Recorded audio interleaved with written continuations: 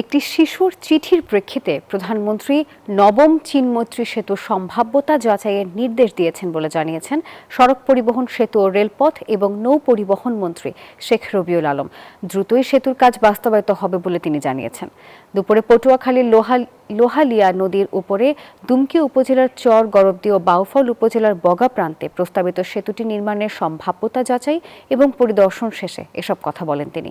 চুক্তি সম্পন্ন হলে বছরের শেষ নাগাদ অথবা আগামী বছরের শুরুতেই কাজ শুরু হবে বলে তিনি জানান। এরপর একটি সুধী সমাবেশে তিনি অংশ নেন। সেখানে মঞ্চে প্রধানমন্ত্রীর ছবি না থাকাকে কেন্দ্র করে জামাত বিএনপি সমর্থকদের মধ্যে ধাক্কাধাক্কির ঘটনাও ঘটে। পদ্মা সেতু, মেট্রো রেল এবং এলিভেটেড এক্সপ্রেসওয়ে নির্মাণের গর্বিত অংশীদার বসুন্ধরা সিমেন্ট। আমি ধারণা করছি বড় ব্যবসা না হলে আগামী এই বছরের শেষ অথবা আগামী বছরের প্রথম দিকে আমরা এই সেতুর কাজ শুরু করে দিতে পারব। এটা মাননীয় প্রধানমন্ত্রীর উন্নয়ন যে প্রকল্প আছে তার অংশ।